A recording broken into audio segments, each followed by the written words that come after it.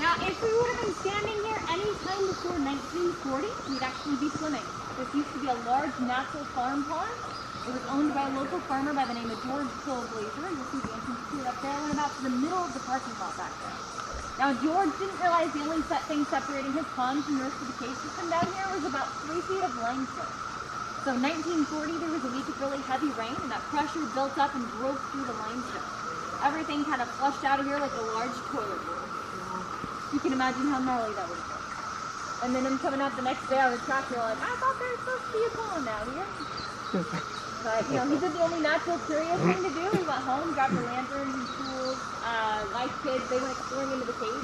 Unfortunately, though, we did not see them again. Of course, that is a joke. But he did have small children at home, so he boarded up this entrance, actually, and it stayed that way for 25 years.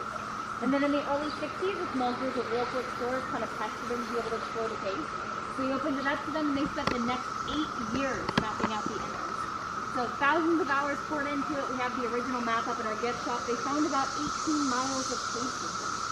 To this day, we found about 22 miles, always discovering more. In fact, we have a neighboring cave. If we can connect those two, we'll actually add about 4 to 6 miles onto our cave. And that really is the appeal of caving. It is the final frontier. You can go where no man has gone before. And at the same time, that's very exciting. It is one of the more dangerous sports in the world.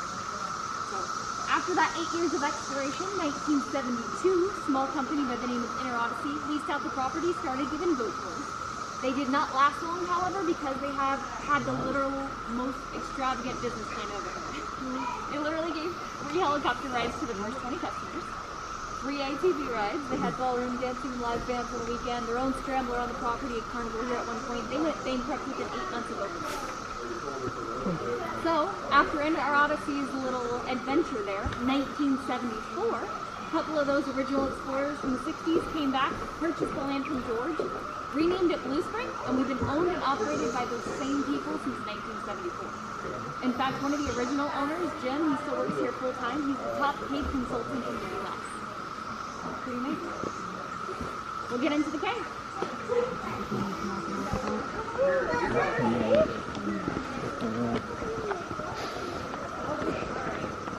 Well, you're gonna love this one too. You're so nice.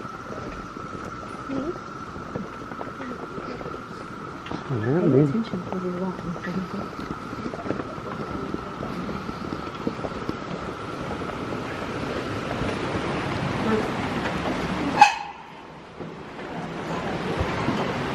This is what we call the Twilight Zone.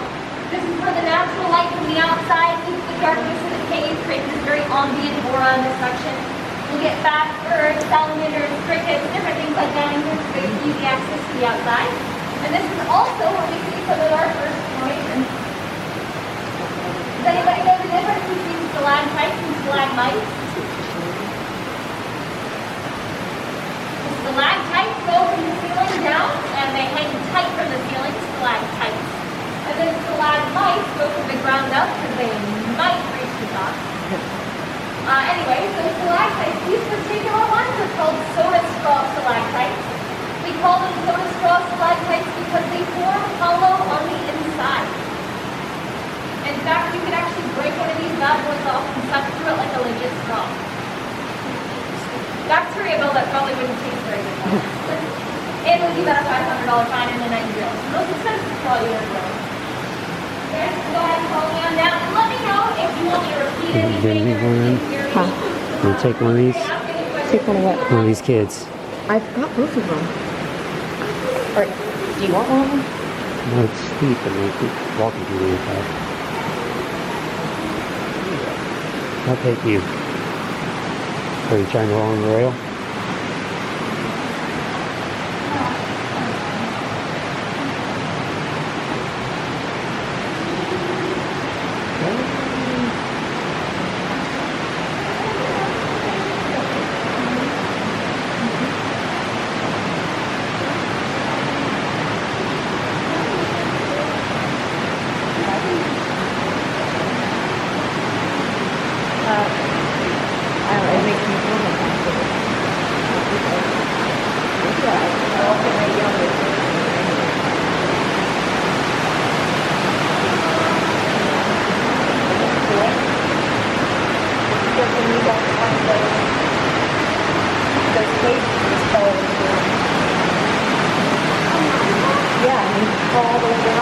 Someone built, Like water underground and stuff. someone built a ladder over there.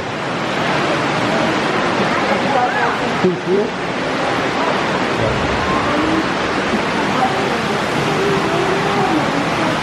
Is the waterfalls on Minecraft in your case? Is the waterfalls on Minecraft in your case? Like that?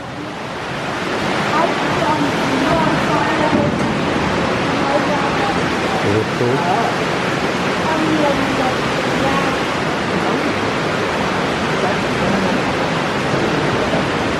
Yeah, I think we got the ready.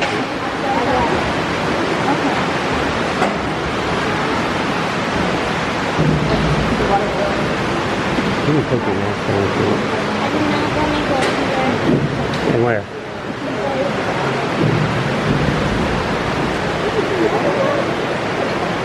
You guys ready to go?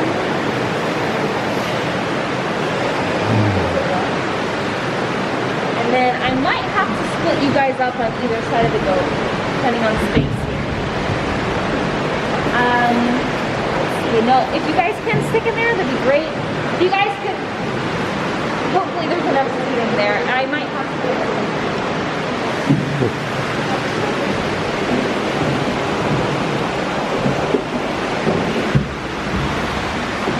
Got it? Alright. Well, it's still kind of this heavy, so can you scoop up there? With the weight distribution that comes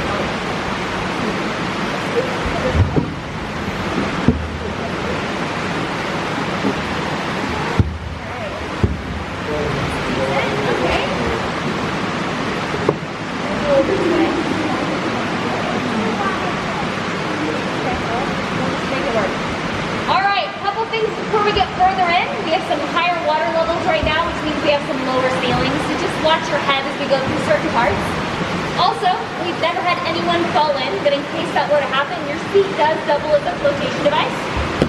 Alright, we'll get on in. You gotta be very, very good on this. It's good.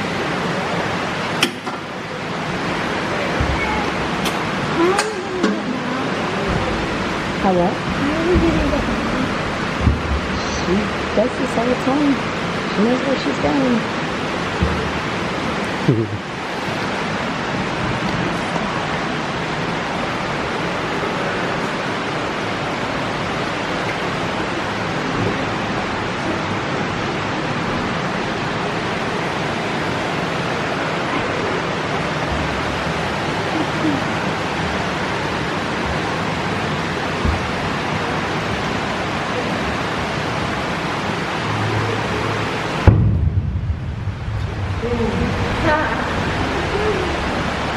That is okay. These boats are pretty hardy. We'll hit the sides of the walls and boats all the time.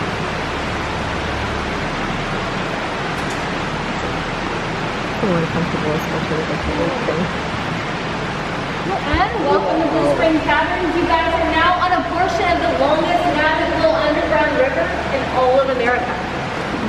We're also home to one of the largest collections of the endangered species of the blind cavefish and the cave crayfish. If you see either one of them, one's going to look like a little white minnow, the other one's going to look like a little white crawdad. The reason why species that are indigenous to the cave are completely white is because they have no exposure to sunlight with which to get their skin pigmentation. Now we will get other types of species in here only part of the time, and they'll have color and patterns to them like salamanders, frogs, bats. We got flashlights. Feel free to look through the water as we go along in search of those beautiful fish. Where is everyone from today? English. So not too much, but yeah, a little bit of a trek there. Do we have anybody from out of state? Cincinnati. Oh, nice. Pretty cool. I'm glad you guys are all here today. Does anybody know how stalactites form? Water rushes over them. taking the minerals from the soil with it, depositing a little bit of the mineral calcite each time. They continue to build up at a rate of about 100 years per cubic centimeter. We have different types of stalactites in the cave. You'll usually notice that cavers are hungry when they go caving because a lot of the structures are named after food. We have popcorn ceilings, peanut butter muds, soda straw stalactites. This is cave bacon.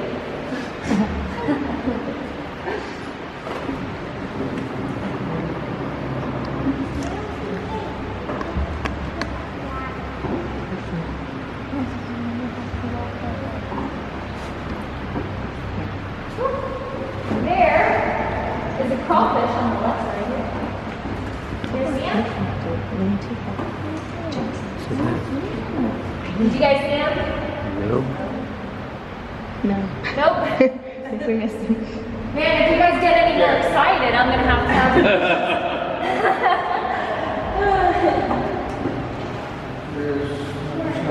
We'll keep an eye out for him. Since what? So I think you can see some.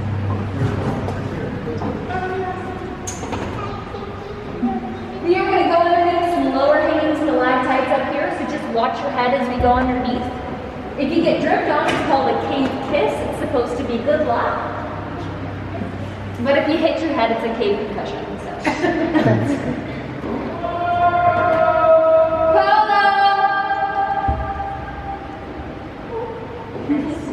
Does anybody notice anything kind of weird about these stalactites here? Oh. See, they're kind of flat. Yeah. Well, the company before us, in our Odyssey, a couple days before their tours, realized their boats would not fit underneath those stalactites, actually came down and cut about 2 feet off of them. And whereas we understand, it is kind of sad because 2 feet of formation takes a long time to grow. We're going to pass this other boat here.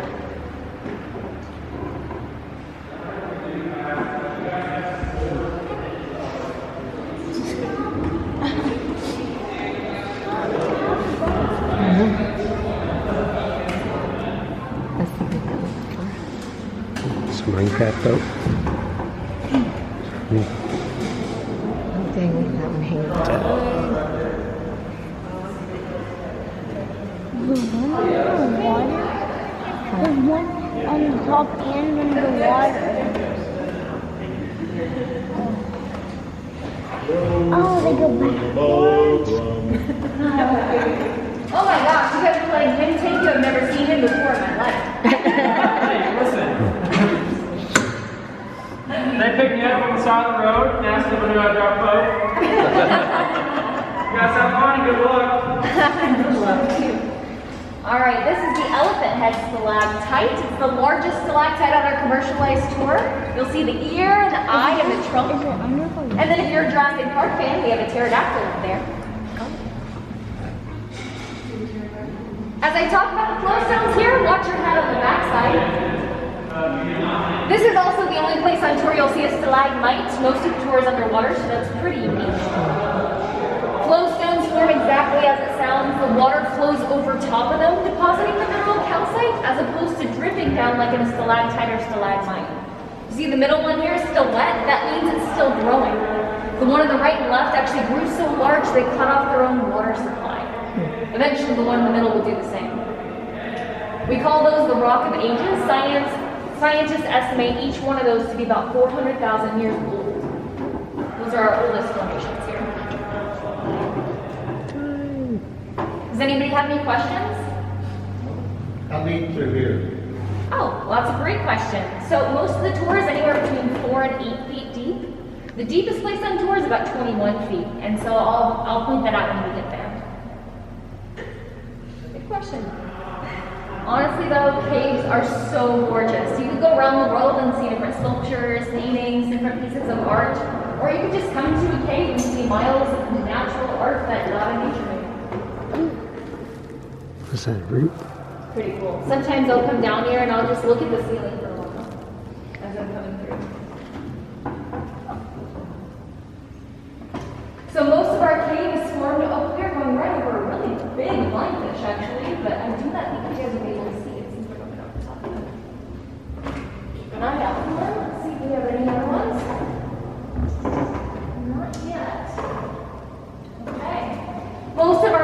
formed by a process of mechanical erosion, where the water eats through the weakest places in the rock, taking the path of least resistance.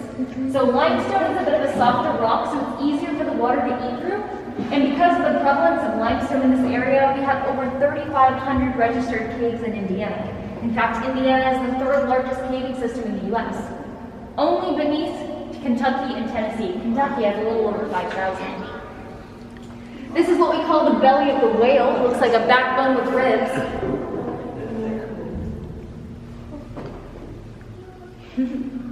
This is a great demonstration of the lifeline. The lifeline runs through the entire cave.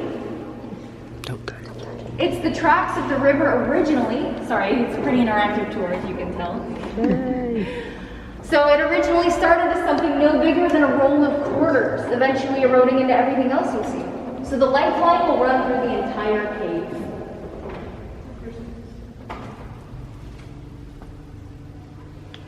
And whereas most of the cave is formed by a process of mechanical erosion, we also have some parts in the cave that were carved out via chemical erosion. And we'll have a couple really cool places that point that out as well. These beautiful little divots in the walls here, though, you'll see the movement and the ebb and flow. These are called scallops. And if you guys can remember this, I will ask you about it later. Scallops. We have a lot of limestone in this cave. It is pretty much completely made up of limestone. We have two different types of limestone, though, in our cave. You'll see this middle layer kind of looks like peanut butter. It's called shale. It separates the two different layers of limestone. The layer on the top here is called St. Louis limestone, and the layer on the bottom is more popularly known as Bedford limestone. Now the St. Louis limestone, it's not nearly as compact, so usually it's ground up and used in gravel projects. You'll find mineral lines, geodes, things like that in this layer. However, the bottom layer is famous around the world for a couple unique properties. It is more compact for a limestone, so it can both be carvable and used as bedrock. So a lot of people will use it for art projects and bedrock around the world. It also has a beautiful white color. Sometimes if you scrape up against it, it kind of just scrapes off some of that mud, revealing the natural white color. That white color is also famous around the world. In fact, Bedford is the limestone capital of the world. We have limestone from right here in Bedford in as far-reaching places as the Taj Mahal in India. Pretty crazy. We also have some Empire State Building, Washington Monument, Lincoln Memorial, Pentagon. In fact, after 9/11, they came back here to make sure there wouldn't be any color discrepancies in rebuilding. A lot of the buildings here in Indiana and most of Washington, D.C., some buildings in Israel, really you're going to find our limestone all over the world. Watch your head as we come through this corner. Frog. Oh, you see a frog? Where? Back over here. Oh man. That is a leopard frog. I did not hug as tightly as I was keeping there, so you might hit the back end. If that's okay, you see the end all the time though. Really, none of the cave is fragile except for the formations. Most of the cave is just limestone and mud. The things that we can't touch and that are fragile are the formations that come from the ceiling back. Just as an FYI, we have any crawdads over here. I don't see any so far. Oh, there's a blind fish over here. It's a real tiny one. Oh, do you see it? You can actually kind of see their little organs. They're slightly translucent. They're really pretty. And what's amazing about these little guys is they have a lifespan of up to 45 or 50 years old, which is insane for something so tiny. And that's for a couple reasons. One, their ecosystem's pretty stable, and B, they really don't have any predators down here. The only time they do is if we get a catfish that washes into the White River, and in that case, we have to get the catfish out pretty immediately.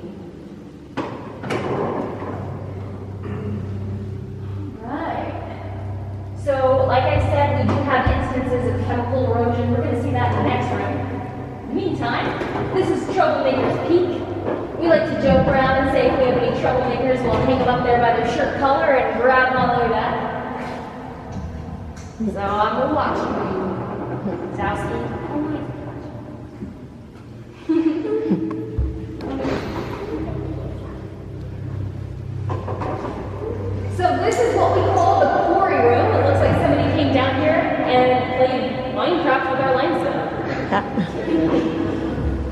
Oh, do you see some fish over here? Oh, nice. And though it looks like somebody came down here and mined it out, it is completely natural in here. This is the process of chemical erosion. What happens is carbonic acid will eat through a bedding plate and then find its way down a joint, eventually causing a section to break off in a clean swoop, creating this effect. And really for a lot of people, this is their favorite place on tour.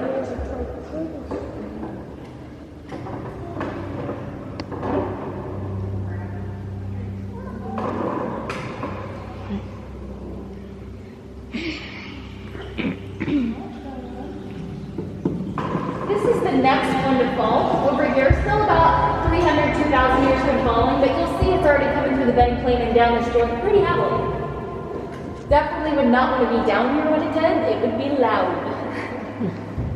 Our acoustics in here are pretty cool. Sometimes we'll get like a cappella groups or an opera singer or somebody super talented, and it's the coolest thing, just with the acoustics in here. Great. So let me know if you're a great singer. Why is the singer?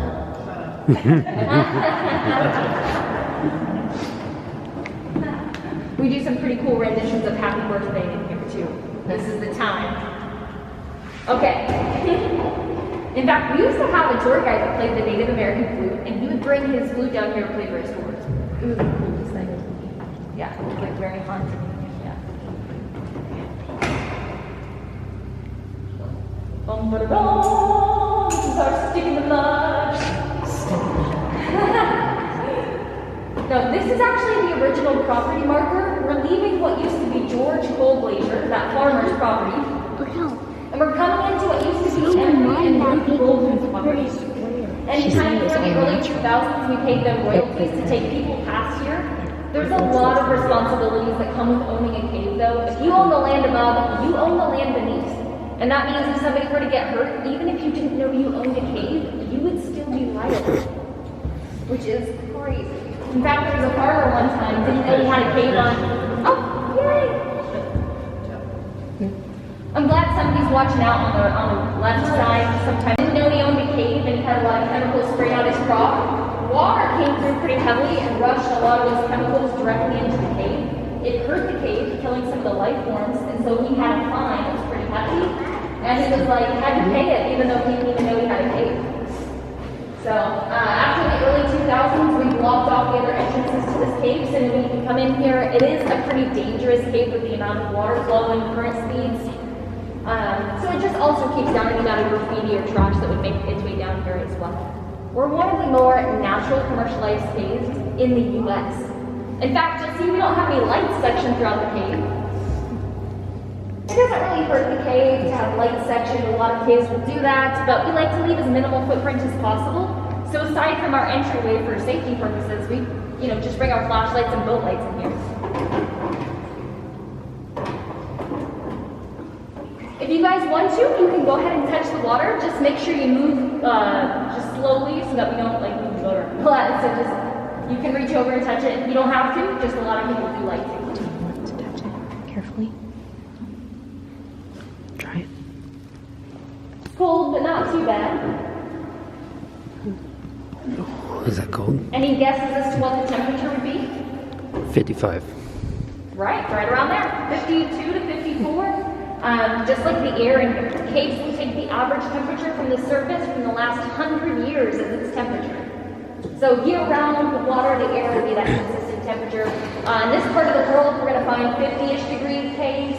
However, closer to the equator, like Mexico, Texas, you'll find 70, 80 degree caves. Those are the ones you don't want to take without a professional because you'll find like tropical snakes and vampire bats and stuff. And I much prefer our cute little bloodfish. And then if you go North Pole, South Pole, you'll find ice caves.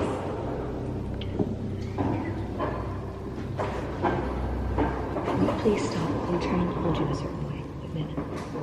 No, Finley. Stop. Finley.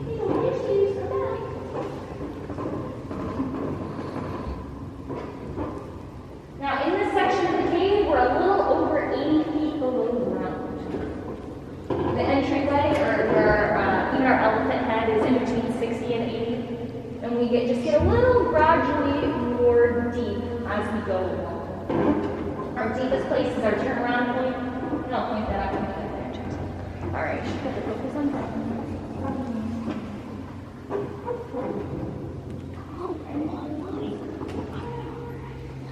Pretty empty today.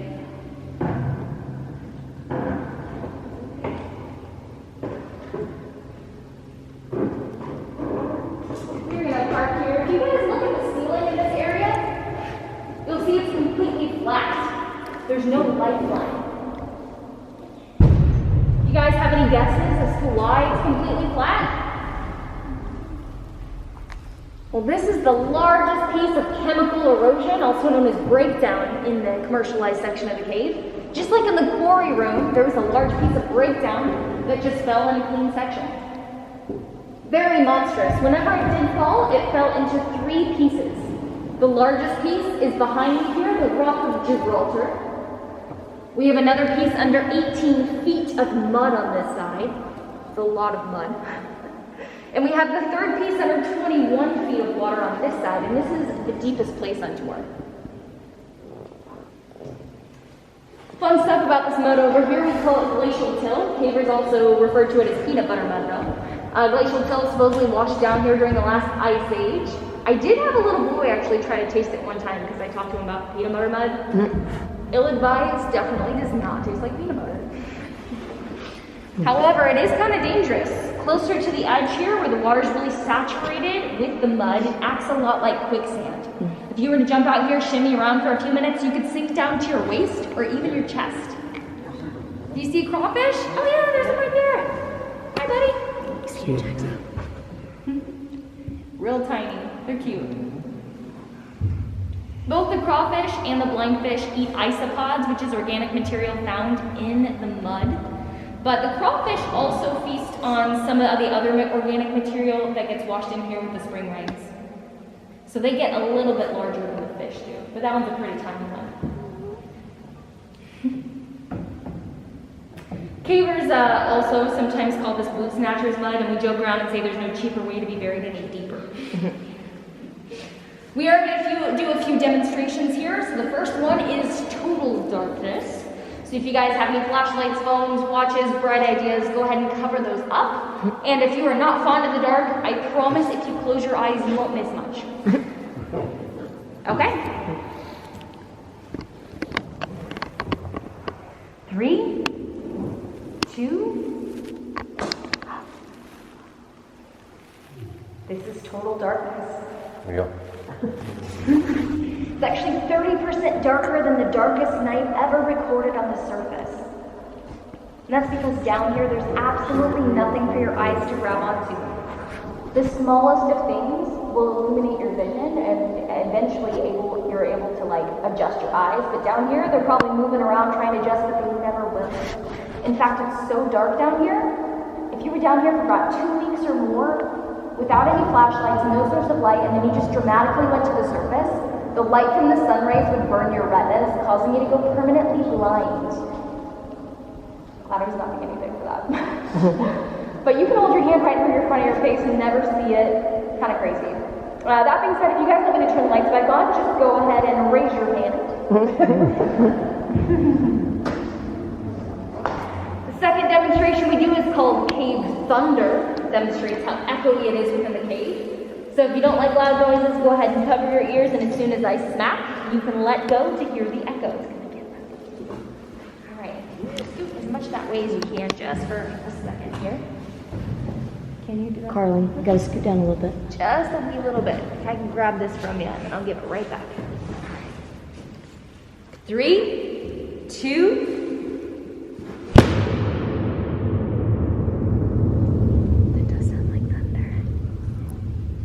one more time. 3, 2.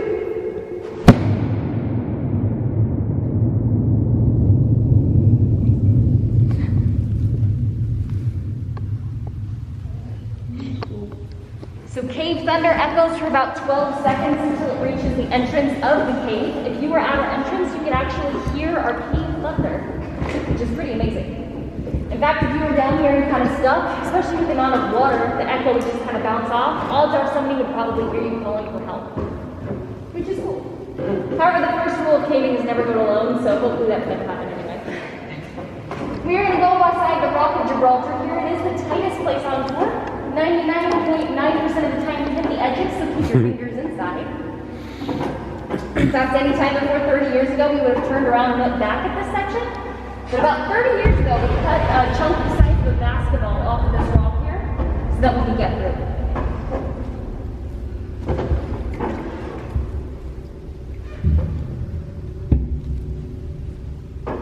Speaking of safety though, did you guys know that caves are one of the safest places to be in during an earthquake? You would not think that because you're literally in the earth, but just with the way that earthquakes work, well, first of all, caves have been here for a long, long time. So if caves really were affected, they would have been damaged a long time ago. But what happens is a seismic wave actually just follows the tectonic plate right over the air pockets. So unless there was one that went right through here or we had considerable seismic activity, you wouldn't feel anything. In fact, about 12 years ago, we had an earthquake. Somebody was down here, didn't feel anything. The water didn't even ripple. Yeah. We do flood quite a bit. We got those sticks stuck up there during a flood. We flood all the way to the ceiling at least twice a dozen times a year. When that happens, we're tending to the boats at the top. It looks like a bunch of angry chocolate milk trying to kill you. Because the speeds of the water reach up to 75 plus nautical miles an hour. Which is insane. In fact, for every 1 inch of rain, we get 2 billion gallons of water flow down here. A couple weekends ago, we had 3 inches of rain. We had to be closed for the better part of a week because we had 6 billion gallons, and it was going about 50 miles per hour, which is insane. There's a flyfish down here. Thank you.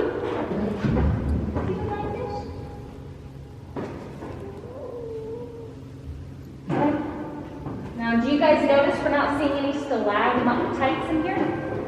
No formations? Any guesses as to why? No guesses? Okay. Well, this is one of the sections that gets hit the hardest with those 75 plus water speeds. So anything that would even start to form just gets knocked right off. The reason why our elephant head and some of our formations closer to the entrance are safe is because A, it's a more elevated position, and B, by the time it gets there, since we flooded to the White River, it's closer to the end of the stream, and so it's hit the edges of the walls enough to slow it down, or it's not going to hurt them. This is where the river originally ran through, so you see kind of this top pocket here. However, whenever it eroded underneath this beautiful archway, it started to just flow through here and then develop the bottom section. And since that's been vacant, we have Bigfoot stay up there, but you know, he pays us rent, so we're all good.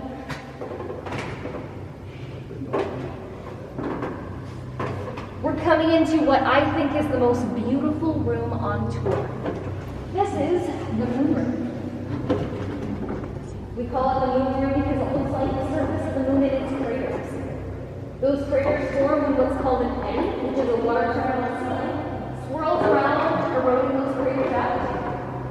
And the stuff that kind of looks like glitter up there is called moon milk.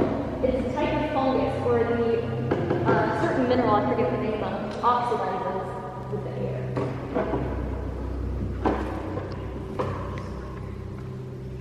I believe we have a bat in here. Where did he go? Oh no, he flew out. Oh no! We don't get a ton of bats this time of year just because of how wet the cave gets.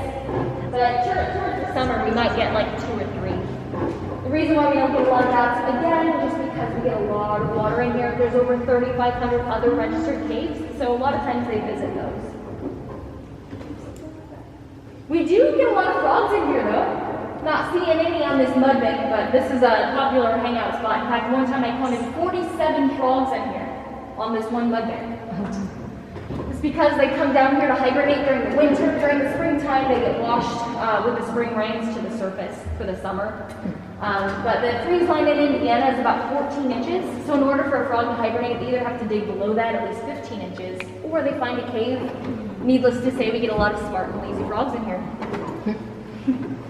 This is our turnaround point because I don't think our 20-passenger boat will fit through there. We're only about 5/8 of a mile into the cave. The rest of the 22 miles continues down that way. Now to get through there, we all get in a canoe or we have kayaks and we lay down and push off the ceiling for about 40 feet before it opens up again. If you're claustrophobic, this is not the cave for you.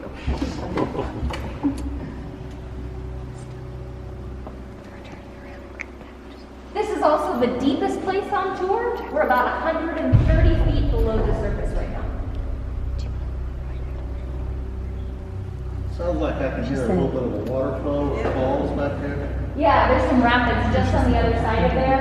And that's the other main entrance to this cave is right on the other side. That's the Bolton entrance. Where we came in is the Glacial entrance. Though we're not really sure if somebody was here before us. The Glacial entrance didn't open up until the pond broke through in 1940. But before there was the Bolton entrance and the one on the far end of the 22 miles. So there's somebody, there's a chance somebody could have come through here. There's no way of really knowing because any cave drawings, artifacts would just be covered over or sunk in the mud multiple times over. But at the entrance of the White River, we had somebody do some cave scuba diving, which is a very dangerous sport, the most dangerous in the world, I believe. But he found a Native American canoe upside down at the base of that entrance. So there's a chance they were here before us in this cave. Again, there's no way of fully knowing, but there was also a trading post really close to here. So the chances are pretty great that they were here.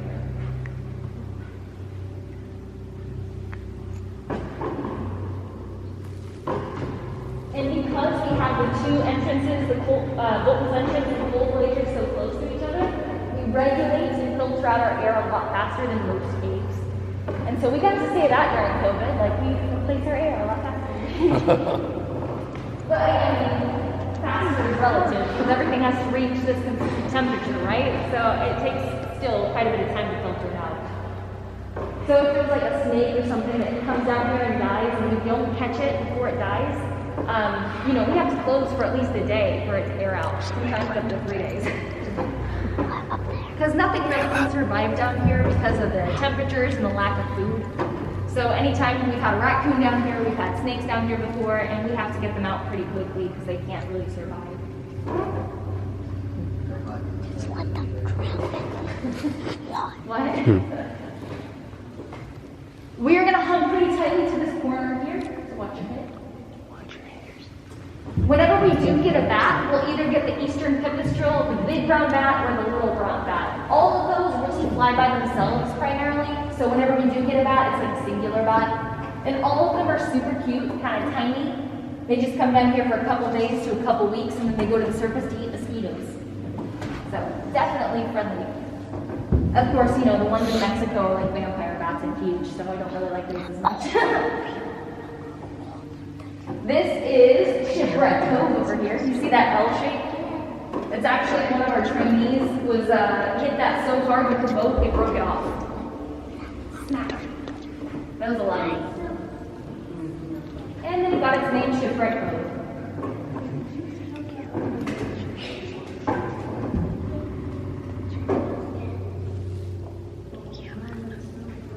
See if that frog is still here. We have one over here.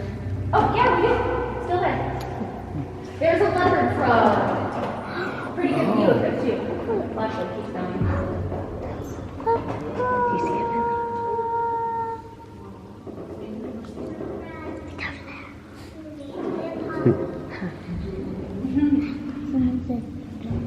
Did you say you named him Poppy?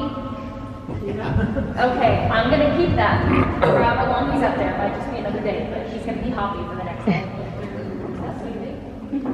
We are going to go on the other side of the rock of Gibraltar here, so just keep your fingers and everything inside. And try not to make too many SS Minnow or Titanic jokes. You can be careful with your fingers. Psycho.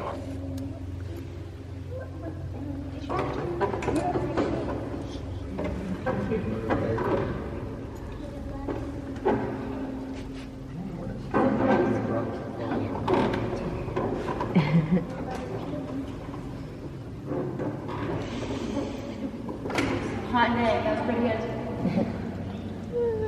Alright, we are going to go on the other side of the rock of Gibraltar. We are going to go through. This is the tippy top of what we call the Straits of Gibraltar. This is over 600 feet of straight and wide passage. Does anybody have any guesses as to why that is unique or a rare in a cave? Nope. Well, usually with mechanical erosion, it takes the path of least resistance. And how often is the path of least resistance in over 600-foot straight line? Pretty much hardly ever. So kind of a cool section of the cave. This is also where we teach people how to ride. Not cool driving here, so people want to tell someone that you get to drive and go backwards through the cave while talking right now. Oh no, there's a can. Can you get trash in here? Everything within 15 miles brings into here. So occasionally we'll get some trash in here just because people will use sinkholes as their personal trash cans, and that's really sad. In fact, we have the largest sinkhole in Indiana right on our property. If you guys went on the nature trail, about 140 feet deep. But there's a lot of other sinkholes that feed into this cave. If you ever find a sinkhole, it feeds into a cave. So do not put any trash in sinkholes. We've had to work with people individually to try to get everything cleaned up. When we first started, it was a huge issue because there's not a ton of zoning laws in Indiana, so we've had to work with people that own those individually.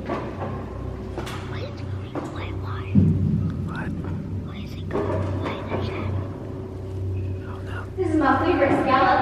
You'll see the little white limestone color peeking around the top there. In fact, if everything wasn't covered in mud, everything would be a beautiful white color like that. Which is pretty amazing to think about.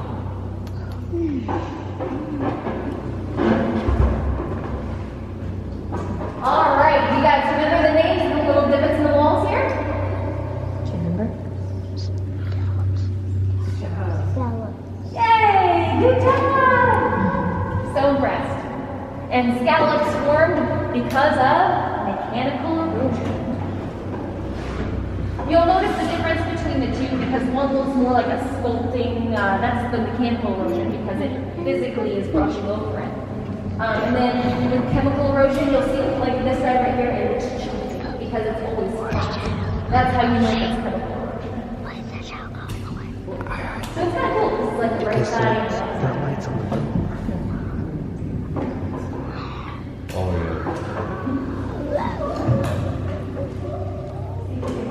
Oh, there's a crawfish right here. See it? Sorry, my brighter flashlight. I forgot to put on the charger this morning, so eat that. That's okay. You have this boat light. It's just not as bright.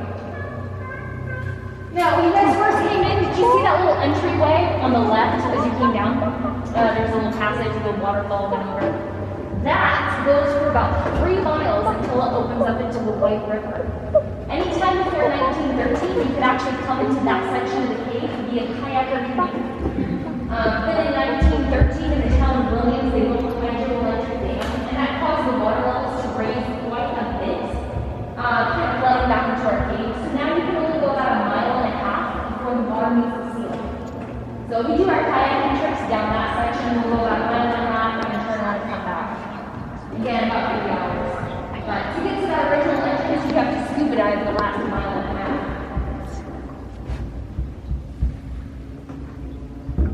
Marco!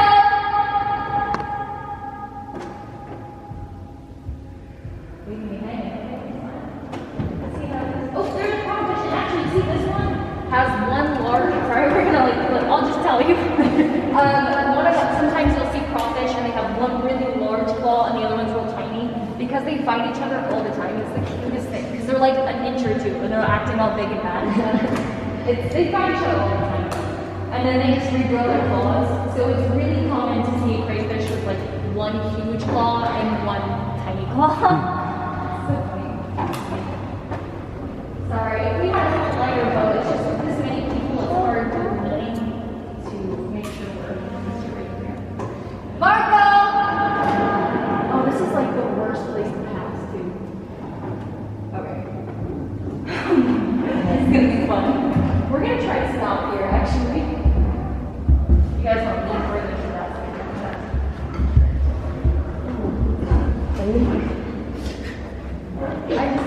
This is like 2 curves in here. This is like the worst place to pass. That's okay. It will be fun. We're going to be leaning your way.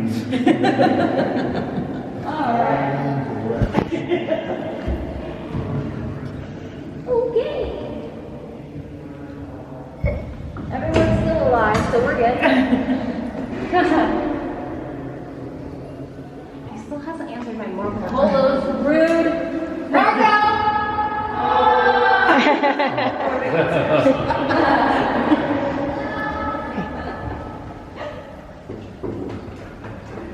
We're stopped, by the way. You guys come through.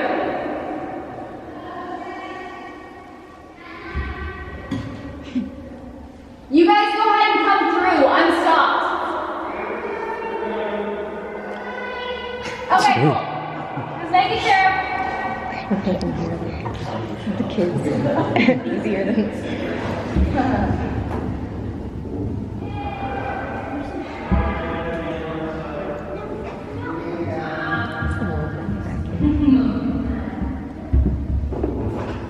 whatever it's process.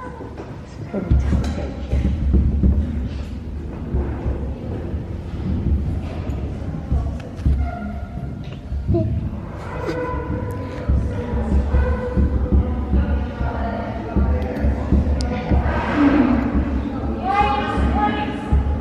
Thank you.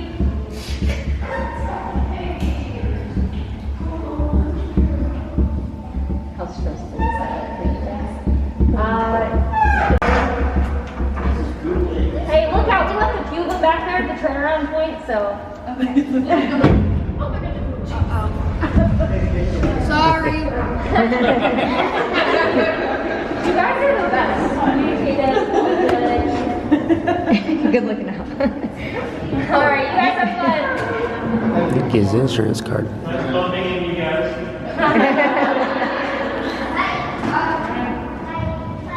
Bye. Peace out. Like and subscribe. And we are going to hug pretty tightly to this corner. The other side opens up into the guillotine rock. It gets its name because it's kind of sharp and flat. Yeah. What's your face? What's your head?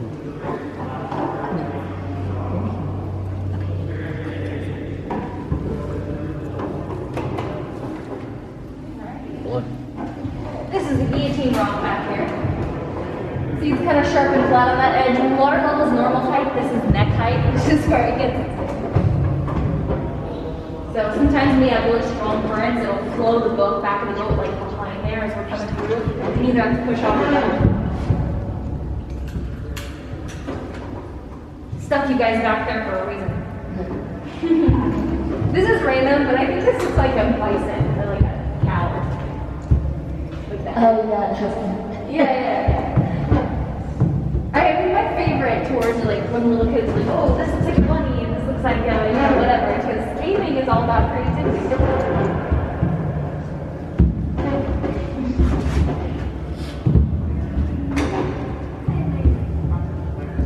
All right, pop quiz. Does anybody know the two different types of erosion that take place in the cave?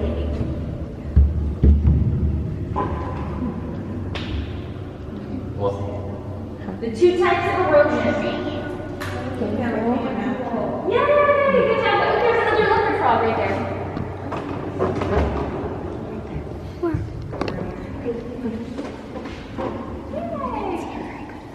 Good job. Now, does anybody remember the two different types of limestone in the cave? Two different types of limestone. Anybody remember? Boom. Good job. You guys are great. You passed. Which one's the one that's famous around the world?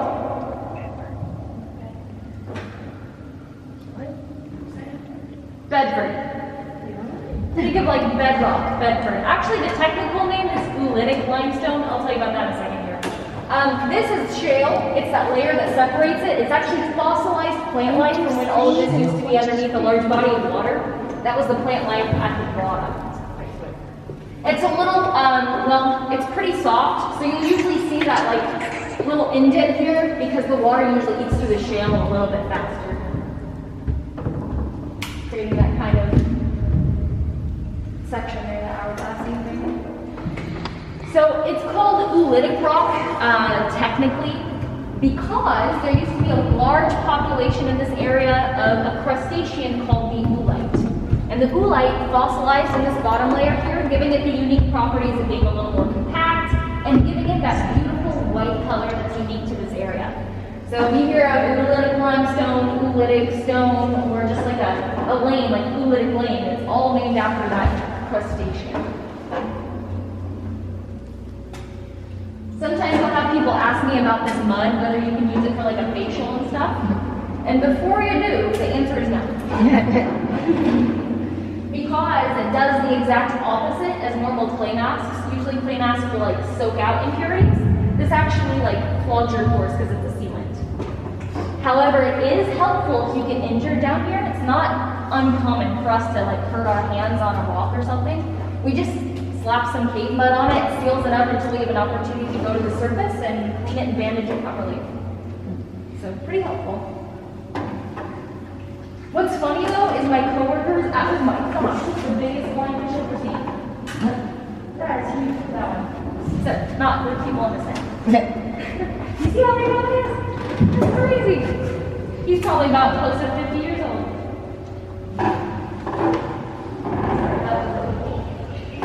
They love the mud, which is funny to me because I'm like, it's mud. But the reason why they love the mud is they're down here so many thousands of times, it's really the only thing that changes.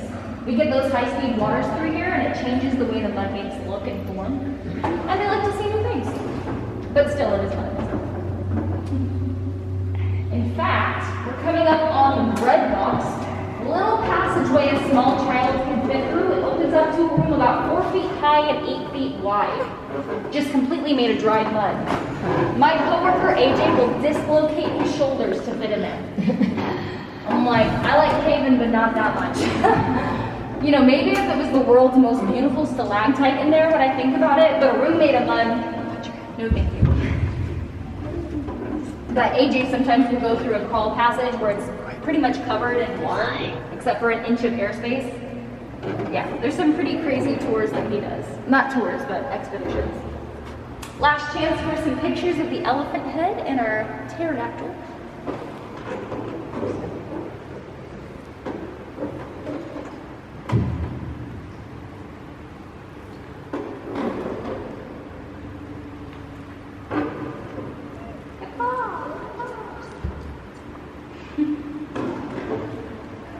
We are a bit of a younger cave than most, well, at least according to scientists or whatever.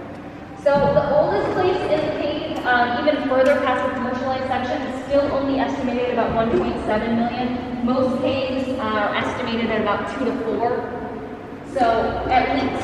So we are a bit of a baby cave. A lot of caves, they say, will start a lot like this as a river and then continue to develop and erode the sides of it. There's crayfish right there. But even though we are a baby cave, AJ likes to say that we are a teenager because of the rapid mood swings of the water.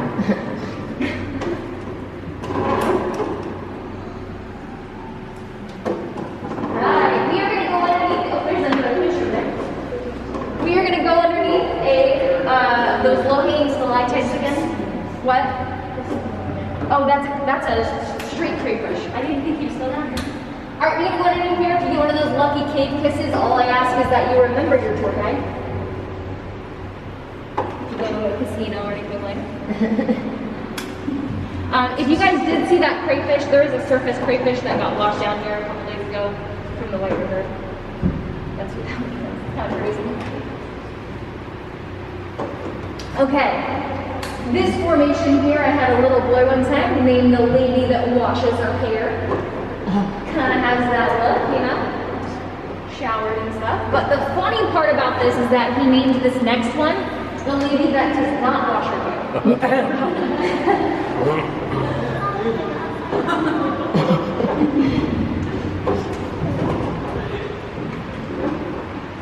This is another piece of cave bacon.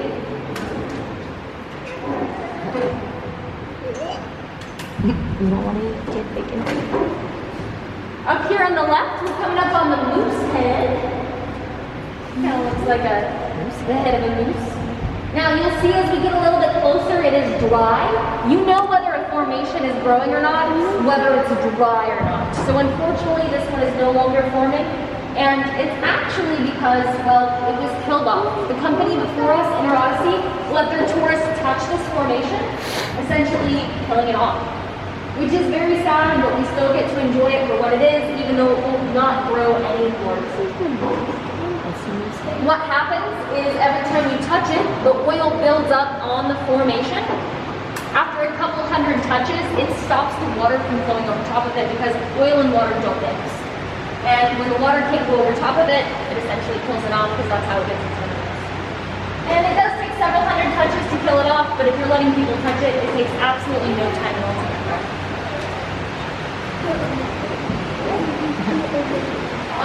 Any questions? There are no stupid questions. I've literally had people ask me how much of the cave is under the ground. So, everything is open. Okay? Before we dock here, just a reminder, don't stand up until I'm fully docked, otherwise it'll kind of move the boat around. It's hard to park it. And then also, remember that these are bumper guards, not handrails, so please do not pinch your fingers.